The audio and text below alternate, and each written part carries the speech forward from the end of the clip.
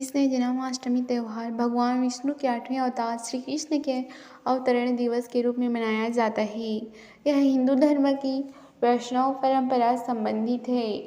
इस त्यौहार के अंतर्गत भगवान श्री कृष्ण के जीवन के दृश्यों को नाटक, उपवास, भागवत पुराण कथा, रसलीला, कृष्ण लीला जैसे माध्यमों द्वारा मध्य रात्रि तक प्रयोजित किया जाता है।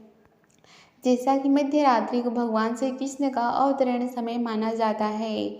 जन्माष्टमी 6 सितंबर 2023 स्मार्ट 7 सितंबर 2023 इस्कॉन वैष्णव गौड़ीय।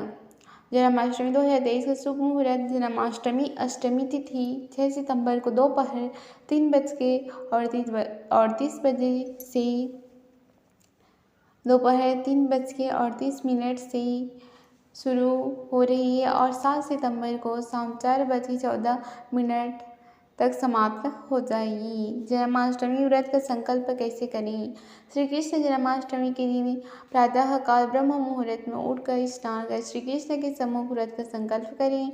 अपने हाथों में तुलसी का पत्ता पकड़कर यह संकल्प करें और व्रत के दौरान की गई किसी भी गलती के लिए पहले से क्षमा मांग लें। जन्माष्टमी पर पूरे दिन व्रत रखा जाता है और रात के 12 बजे कृष्ण की पूजा कर व्रत तोड़ा जाता है। जन्माष्टमी व्रत पर कैसे करें पूजा? जन्माष्टमी के दिन स्नान आदि करके मंदिर की सफाई करें। इसके बाद सभी देवताओं का आवाहन करते हुए दीप प्रज्वलित करें। फिर बाद में श्री कृष्ण की पूजा शुरू करें। श्री कृष्ण का जल से अभिषेक करें, श्रृंगार करें और भोग लगाएं। फिर ठाकुर जी का झूला झुलाएं। फिर रात का इंतजार करते हुए दिन भर कृष्ण मंत्रों का जाप करें। रात 12 बजे भगवान का जन्मदिन मनाएं। कान्हा को दूध, दही, घी, शहद, पंचामृत और गंगा जल से स्नान कराएं। अंत में बाल गोपाल की आरती करते हुए मंगल गीत गाएं। जन्माष्टमी कथा। इंद्र ने कहा है, हे मुनियों में श्रेष्ठ सभी शास्त्रों की ज्ञाता, हे देव, व्रतों में उत्तम उस व्रत को बताएं जिस व्रत से मनुष्य को मुक्ति लाभ प्राप्त हो तथा उस व्रत से प्राणियों को भोग व मोक्ष भी प्राप्त हो जाए।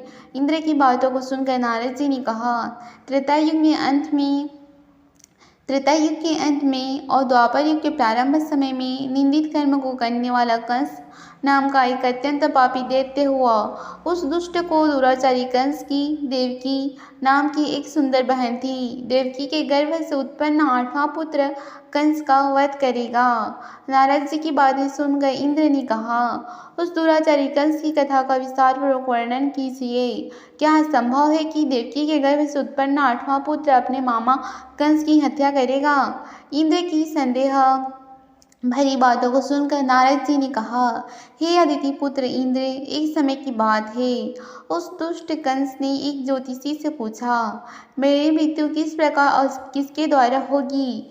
ज्योतिषी बोले, हे दानों में श्रेष्ठ कंस, वसुदेव की पत्नी देवकी जो वाक पटु है और आपकी बहन भी है, उसी के गर्भ से उत्पन्न उसका 8वां पुत्र जो कि शत्रुओं को पराजित कर इस संसार में कृष्ण के नाम से विख्यात होगा, वही एक समय सूर्योदय काल में आपका वध करेगा। ज्योतिषी की बातों को सुनकर कंस ने कहा, हे देवराज, अब आप यह बताएं कि देवकी का 8वां पुत्र किस मास में किस दिन मेरा वध करेगा? ज्योतिषी बोले, हे महाराज, माघ मास की शुक्ल पक्ष की तिथि को 16 कलाओं से पूर्ण श्री कृष्ण से आपका युद्ध होगा। उसी युद्ध में वे आपका वध करेंगे। इसलिए हे महाराज, आप अपनी रक्षा यत्नपूर्वक करें। इतना बताने के पश्चात नारद जी ने इंद्र से कहा, ज्योतिषी द्वारा बताए गए समय पर ही कंस की मृत्यु कृष्ण के हाथ निसंदेह होगी। तब इंद्र ने कहा, हे मुनि, उस दुराचारी कंस की कथा का वर्णन कीजिए और बताइए कि कृष्ण का जन्म कैसे होगा तथा कंस की मृत्यु कृष्ण द्वारा किस प्रकार होगी। इंद्र की बातों को सुनकर नारद जी ने पुनः कहना प्रारंभ किया। उस दुराचारी कंस ने अपने एक द्वारपाल से कहा, मेरा इस प्राणों से प्रिय बहन की पूर्ण सुरक्षा करना। द्वारपाल ने कहा, ऐसा ही होगा। कंस के जाने के पश्चात उसकी छोटी बहन दुखित होते हुए जल लेने के बहाने घड़ा लेकर तालाब पर गई। उस तालाब के किनारे एक वृक्ष के नीचे बैठकर देवकी रोने लगी। उसी समय एक सुंदर स्त्री जिसका नाम यशोदा था, उसने आकर देवकी से प्रियवाणी में कहा, हे देवी, इस प्रकार तुम क्यों विलाप कर रही हो? अपने रोने का कारण मुझसे बताओ। तब दुखी देवकी ने यशोदा से कहा, हे बहन, निष्कर्मों में आसक्त दुराचारी मेरा ज्येष्ठ भ्राता कंस है। उस दुष्ट भ्राता ने मेरे कई पुत्रों का वध कर दिया। इस समय मेरे गर्भ में 8वां पुत्र है। वह इसका भी वध कर डालेगा, क्योंकि मेरे ज्येष्ठ भ्राता को यह भय है कि मेरे अष्टम पुत्र से उसकी मृत्यु अवश्य होगी। देवकी की बातें सुनकर यशोदा ने कहा, हे बहन, विलाप मत करो, मैं भी गर्भवती हूँ। यदि मुझसे कन्या हुई तो तुम अपने पुत्र के बदले उस कन्या को ले लेना। इस प्रकार तुम्हारा पुत्र कंस के हाथों मारा नहीं जाएगा।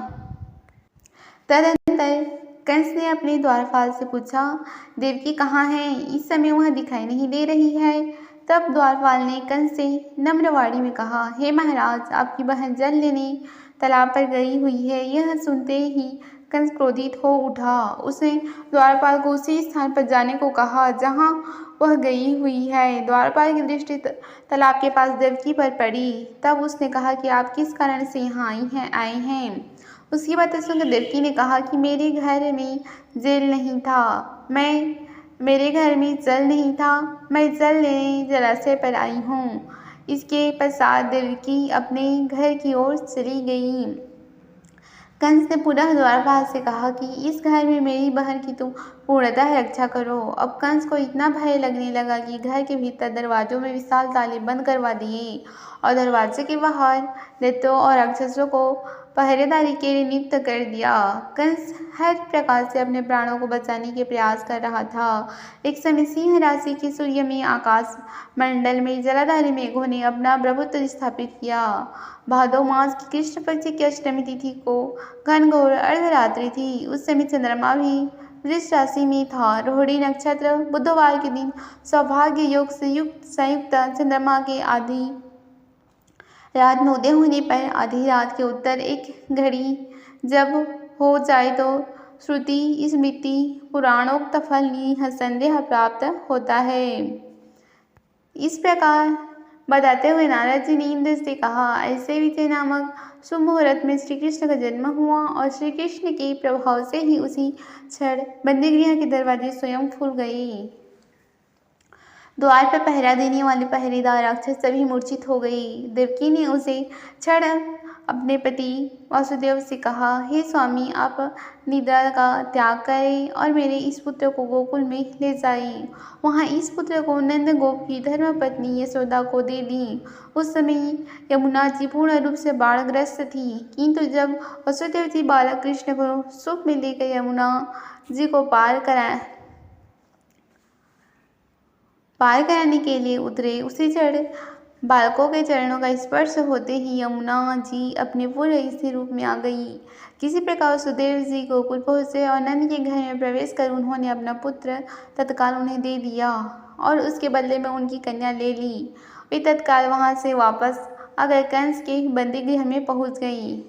प्रातःकाल जब सभी राक्षस पहरेदार निद्रा से जागे तो कंस ने द्वारपाल से पूछा कि अब देवकी गर्भ से क्या हुआ, इस बात का पता लगाकर मुझे बताओ।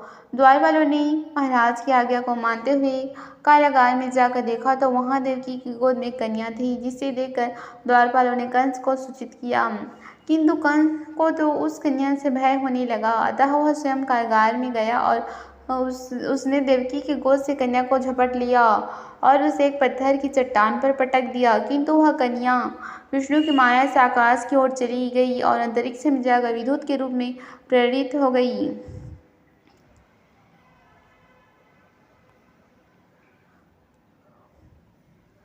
उसने आकाशवाणी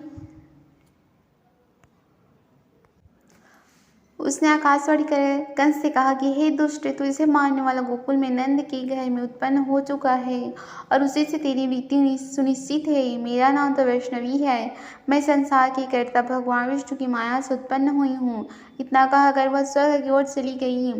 उस आकाशवाणी को सुनकर कंस क्रोधित हो उठा। उसने नंद के घर में पूतना राक्षसी को कृष्ण का वध करने के लिए भेजा, किंतु जब वह राक्षसी कृष्ण का स्तनपान कराने लगी तो कृष्ण ने उसके स्तन से उनके प्राणों को खींच लिया और वह राक्षसी कृष्ण कृष्ण कहते हुए मृत्यु को प्राप्त हो गई। जब कंस को पूतना की मृत्यु का समाचार प्राप्त हुआ तो उसने कृष्ण का वध करने के लिए क्रमशः केसी नामक दैत्य को अश्व के रूप में, उसके पश्चात अरिष्ट नामक दैत्य को बैल के रूप में भेजा, किंतु ये दोनों भी कृष्ण के हाथों मृत्यु को प्राप्त हुए। इसके पश्चात कंस ने कालख्य नामक दैत्य को कौवे के रूप में भेजा, किंतु वह भी कृष्ण के हाथों मारा गया। अपने बलवान राक्षसों की मृत्यु के आघात से कंस अत्यधिक भयभीत हो गया। उसने द्वारपालों को आज्ञा दी कि नंद को तत्काल मेरे समक्ष उपस्थित करो। द्वारपाल नंद को लेकर जब उपस्थित हुए तब कंस ने नंद से कहा कि यदि तुम्हें अपने प्राणों को बचाना है तो पारिजात के पुष्प ले जाओ। यदि तुम नहीं ला पाए तो तुम्हारा वध निश्चित है।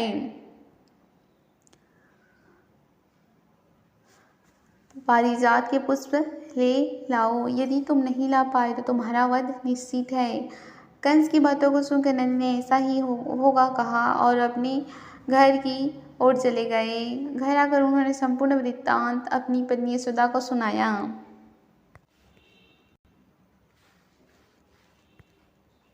श्री कृष्ण ने अपने पैरों को चारुण के गले में फंसाकर उसका वध कर दिया। चारुण की मृत्यु के पश्चात उनका मल्ल युद्ध किसी के साथ हुआ। हे इंद्र, उसी क्षण श्री कृष्ण ने गरुड़, बलराम तथा सुदर्शन चक्र का ध्यान किया, जिसके परिणाम स्वरूप बलदेव जी सुदर्शन चक्र लेकर गरुड़ पर आरूढ़ होकर आए। उन्हें आता देख बालक कृष्ण ने सुदर्शन चक्र को उनसे लेकर स्वयं गरुड़ पीठ पर बैठकर न जाने कितने ही राक्षसों और दैत्यों को वध कर दिया, कितनों के शरीर अंग भंग कर दिए। इस युद्ध में श्री कृष्ण और बलदेव ने असंख्य दैत्यों का वध किया। बलराम जी ने अपने आयुध शस्त्र हल से और कृष्ण सुदर्शन चक्र से माघ मास की शुक्ल पक्ष की सप्तमी को विशाल दैत्यों के समूह का सर्वनाश किया। जब अंत में केवल दुराचारी कंस ही बच गए तो कृष्ण ने कहा, हे दुष्ट अधर्मी दुराचारी, अब मैं इस महायुद्ध स्थल पर तुझसे युद्ध कर तथा तेरा वध कर इस संसार को तुझसे मुक्त कराऊंगा। यह कहते हुए श्री कृष्ण ने उसके केशों को पकड़ लिया और कंस को घुमाकर पृथ्वी पर पटक दिया, जिससे वह मृत्यु को प्राप्त हुआ।